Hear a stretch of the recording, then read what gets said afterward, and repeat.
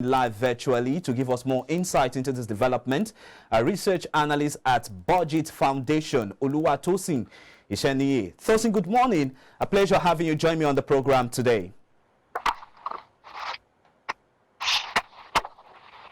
Hello, Tosin. Can you hear me?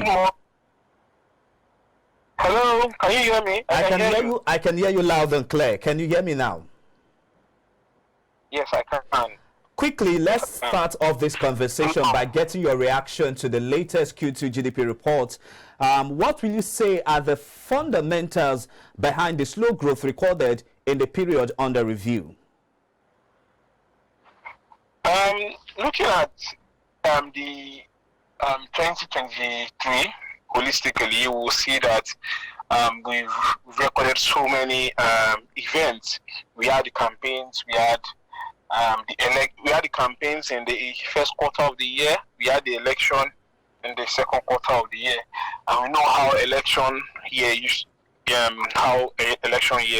You know, it stores what economy is going to be like. People are actually don't know what the next policy is going to be, who is going to win, and how it's going to unfold. So many people investments during that period might be a little bit slow.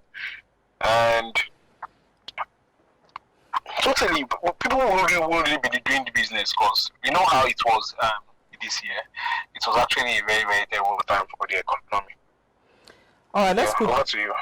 Okay, so the report also showed that the major driver of the economy has remained the services sector, which recorded a growth rate of 4.42% and contributed 58.42% to the aggregate GDP, despite macroeconomic headwinds facing the country. What are the factors responsible, in your opinion, for this impressive growth witnessed in the services sector? Yeah, looking through the National Bureau of Statistics GDP Q2 report for 2023, we'll see that the contributing activities, corn production increased, trade and investment increased too.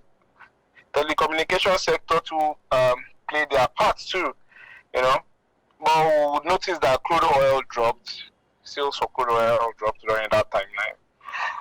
People really didn't consume crude oil because they had limited reasons to, move around.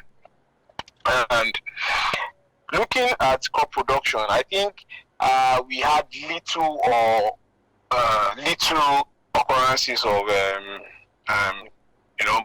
Boko Haram insurgents and the whole kidnapping scenario in the northwest and in the northeast. It helped at least boost the morals of the farmers in that axis, and they were able to do what they need to do to ensure that farm produce were sent to downwards. Farm produce were able to be distributed evenly across the country. Looking through the documents, you would also say, I hope I want to believe you've gone through the documents yourself. Yes, I have. Yes, I have. Yeah. So looking through for the oil sector, we in Q2 the oil producing in Nigeria actually dropped historically.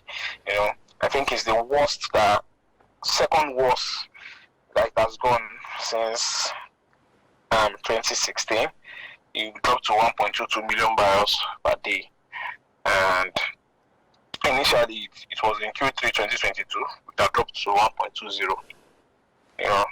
All of these two all have its influence on the economy and how things are being run. The revenue generating power from oil sector really dropped.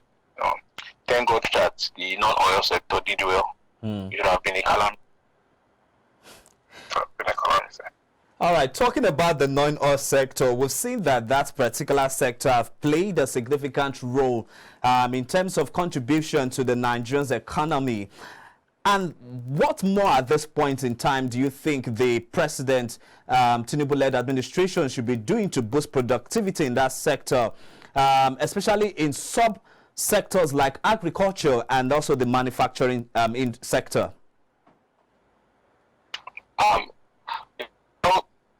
the issue with the non-store is not so far-fetched. When let's start from the manufacturing sector. Manufacturing sector has so much potential to deliver for the country. With the new policy of unification of the exchanges right now, although it's not so favorable because cost of getting FX is higher now, it will affect investments in the manufacturing sector. The country needs to look into investing in that sector, even if the cost of production, cost of production is higher. With the higher cost of oil too, when you produce, eventually you need to distribute it across the country. The cost of distributing it is higher. So if there is a way that they could invest in this sector, probably look for a scheme that is going to make it favorable for manufacturers, then we are going to have a big boost in that sector.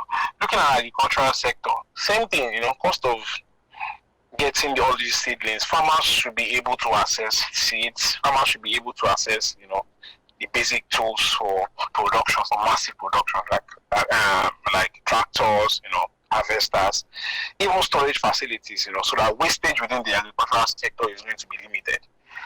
At the end of the day too, they should create a marketplace where this produce can be evenly distributed across board easily. Security is a major issue with agriculture in Nigeria, because the issue of insecurity, where the herdsmen are going to attack farmers in their farm. It still happened last week. It still happened in Plateau State and in Nasarawa State. So all of these scenarios should be able to be curbed. They should look into insecurity and ensure that farmers' lives are safe. You don't expect farmers to go to the farm when they know that there's a tendency that they might not come back home. So all of these should be looked into. So by investing in security, ensuring that people can access loans easily for manufacturing, probably look for a way to directly subsidize FX for those people in the manufacturing sector, just the manufacturing sector. It might not be maybe subsidy, something to make it easy for them to get this FX to get to bring down raw materials. It's going to boost exports too. I believe so.